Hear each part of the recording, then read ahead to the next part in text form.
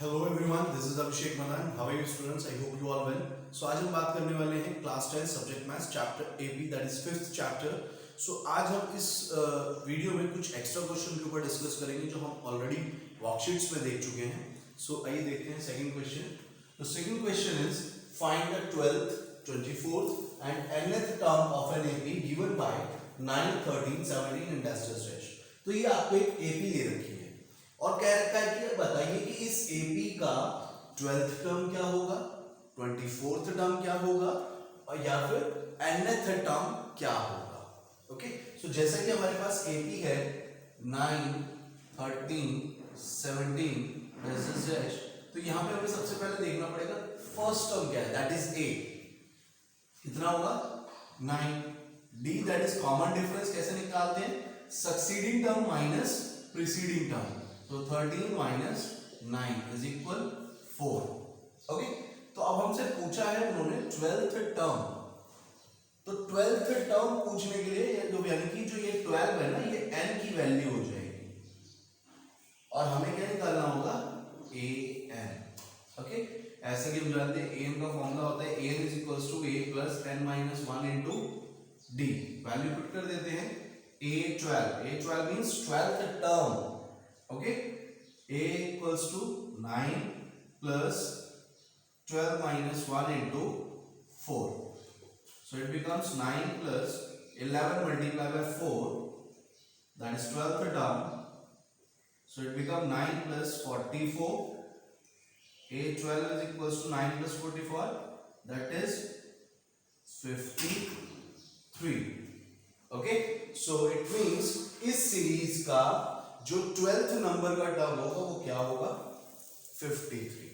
Okay, एक बार और ध्यान से देख लीजिए। हमारे पास फॉर्मूला होता है an equals to 8 plus n minus 1 into d. a की वैल्यू हमारे पास 9 थी, हमने 9 पुट कर दी। n की वैल्यू 12 थी, हमने 12 रख दी, माइनस 1 इंटू डी की वैल्यू कितनी आई थी, 4, हमने रख दिया। अब 11 इंटू 4 करा कितना आया, 44। 44 प्लस 9, 44 प्लस 9 कितना हो गया, 53। ओके, इसी तरह से जब हमसे वो पूछेगा 24th टर्म तो क्या होगा, n की वैल्यू चेंज हो जाएगी। अब n की वैल्यू 24 हो जाएगी और a और d तो वही रहेगा, जो a की वैल्यू 9 रहेगी, d की वैल्यू 4 रहेगी। सिर्फ चेंज क्या हुआ, n चेंज हुआ। अब हम दोबारा से फॉर्मूला लगा लेंगे, a is equals to a plus n minus 1 into d। तो a24 यानी कि 24th term of an AP. Okay, a की वैल्यू कितनी रहेगी, 9 प्लस 24 माइनस 1 इंटू डी की वैल्यू होगी 4। So 9 plus 23 multiply by 4, a24 that is 24th term. So it become 9 plus multiply कर लेते हैं, 4 3 जा 12 कैरी 1, 4 2 जा 8 और 1 9, 92 आ गया। तो हमारे पास आ जाएगा 24th टर्म इज 2 और 9 11 कैरी 1, 9 प्लस 1 10। हमारे पास 24th टर्म क्या आ गया, 101। अब हमें निकालना है nth टर्म। अब यहाँ पे देखिए, अब उन्होंने कहा nth टर्म, तो यानी कि हमें n की वैल्यू को n ही रखना होगा। जैसे हम यहाँ पर n की वैल्यू 24 रख रहे थे, n की वैल्यू 12 रख रहे थे। अब उन्होंने बोला nth टर्म, तो जब भी वो nth टर्म की बात कर रहा है तो n को n ही रखा जाएगा और जो आपका आंसर आएगा वो भी n के टर्म्स में ही होगा। ओके, सो द इक्वेशन और formula is an is equals to a plus n minus 1 into d। an equals to यानी कि nth टर्म, a की value 9 plus n minus 1 into 4। So nth term is 9 plus multiply कर लेते हैं, ये हो जाएगा 4n minus 4। तो nth term is equals to 4n, देखिए प्लस का line minus 4, it become plus minus minus plus 5 हो जाएगा। तो हमारे पास इक्वेशन क्या आ गई, nth term is 4n plus 5। Okay, so इसी तरह से थर्ड क्वेश्चन देखते हैं। सो नेक्स्ट क्वेश्चन है third question, which term of the sequence 4 9 14 19 dash dash is 124। तो देखिए इस क्वेश्चन में हमारे लिए सीरीज दे रखी है, ये एपी है हमारे को एपी मिली 4 9 14 19 डैश डैश तो इसमें आपको मिल गया a, कितना मिल गया 4, d कितना हो जाएगा succeeding term minus preceding term, 9 minus 4 that is 5। अब उन्होंने पूछा क्या है, which term of the sequence 4 9 14 19 dash dash is 124। कहने का मतलब है कि इस सीरीज का कौन सा नंबर का टर्म होगा जो कि 124। जैसे मैंने क्वेश्चन पूछा कि इस सीरीज का 19 कौन से नंबर का टर्म है, कौन से नंबर पे आएगा 1 2 3 4, यानी कि 19 इज द फोर्थ टर्म। ऐसे ही हम करते करते इस सीरीज में हमें 124 आएगा, तो वो 124 कौन से नंबर पे आएगा ये हमें बताना, किस प्लेस पर आ रही है उसकी वैल्यू, तो वो प्लेस फाइंड आउट करना। ओके, और वैसे भी अभी याद रखिएगा जब भी क्वेश्चन में विच आ जाए लिखा हुआ, हाउ मेनी आ जाए, या फिर आपके पास आ जाए find the number of terms, तो इन तीनों केसेस में हमें n फाइंड आउट करना है। ओके, और ये भी याद रखिएगा जो n होता है वो हमेशा नेचुरल नंबर होता है, n हमेशा नेचुरल नंबर होना चाहिए। ओके, सो आइए देखते हैं हमारे पास ये जो फिर 124 होगा इसको हम nth टर्म मानकर चलेंगे, यानी कि an हो जाएगा और हमें n फाइंड आउट करना है। ओके, सो फॉर्मूला होता है an is equals to a plus n minus 1 into d। an की वैल्यू होगी 124, a की वैल्यू होगी 4 प्लस n minus 1 into 5। तो 4 पहले माइनस कर देते हैं, 124 minus 4 is equal n minus 1 into 5, ये बचेगा आपके पास 120 और उधर से 5 डिवाइड में आ जाएगा, डिवाइड करने के लिए बचा गया n minus 1, डिवाइड कर देते हैं, 5 2 जा 10 बचा 2, 20 हो जाएगा, 5 4 जा 20। तो हमारे पास क्या आया 24 इक्वल n minus 1, माइनस 1 का इधर आ जाएगा तो हो जाएगा 24 plus 1 that is n, so 25 is equals to n, यानी कि जो 124 है वो इस सीरीज के 25th प्लेस का नंबर है, यानी कि इस सीरीज में चलते हुए 25th नंबर पे आपको 124 एज अ टर्म मिलेगा। ओके, सो इस क्वेश्चन को देखिए, हम अगला क्वेश्चन पे ट्राई करते हैं। सो नेक्स्ट क्वेश्चन है हमारा, find the middle term of AP 7 13 19 241।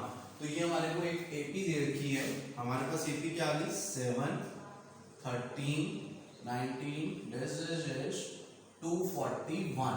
तो ये हमारे पास आ गया फर्स्ट टर्म इस सीरीज का 7, d की वैल्यू आ जाएगी 13 minus 7 that is 6। okay, and that is the last term, it means this 241 is nth term of series। तो ये हमारे पास आ गया an।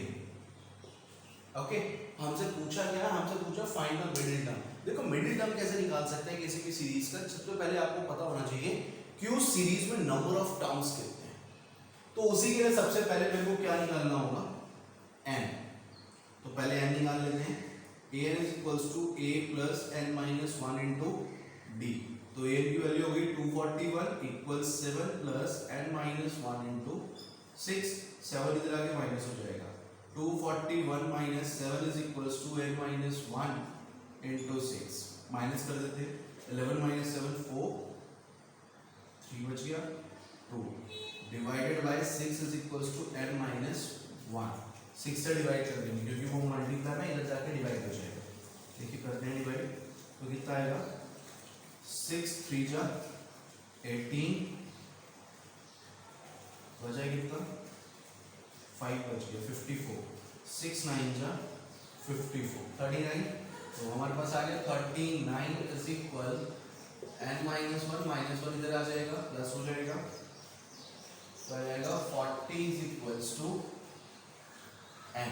अब देखो जब भी हमारे नंबर ऑफ टर्म्स इवन होते हैं तो लास्ट के दो नंबर्स होते हैं मिडिल टर्म। ओके, और जब भी हमारे नंबर ऑफ टर्म्स ऑड आते हैं तो लास्ट में सिर्फ एक, मतलब कि एक ही नंबर मिडिल होता है, लेकिन जब भी हमारे नंबर ऑफ टर्म्स इवन हो जाते हैं तो हमारा जो मिडिल टर्म होते हैं वो दो मिडिल टर्म बनते हैं। ओके, तो जब भी अगर मैं बात करूं इवन की, तो इसका हाफ करने पे हमें क्या मिलेगा, n/2 करने पे हमें क्या मिलेगा 20। ओके, तो अब हमारे को बताना है कि हमारा मिडिल टर्म होगा कौन सा, मिडिल टर्म कौन सा होगा? देखिए अगर मैं बात अगर हम सीरीज लेकर चलते हैं, जैसे एक नंबर देखिए मैं यहाँ पे आपको बता रहा हूँ 1 2 3 4 5 6 7 8 9 10 11 12 13 14 15 16 17 18 19 20 21 22 23 24 25 26 27 28 29 30 31 32 33 34 35 36 37 38 39 एंड 40। अब आपको यहाँ पे बताना है कि मिडिल टर्म कौन सा है, कैसे पता लगता है? देखो बहुत सिंपल सा तरीका है, इस वाले नंबर को काटो, इस वाले नंबर को काटो, यानी कि एक राइट से एक लेफ्ट से नंबर काटते जाओ, आपको पता लग जाएगा। ये कट गया, ये कट गया, ये कट गया, ये कट गया, ये कटा, ये काटा, ये काटा, ये काट दिया, ये काट दिया।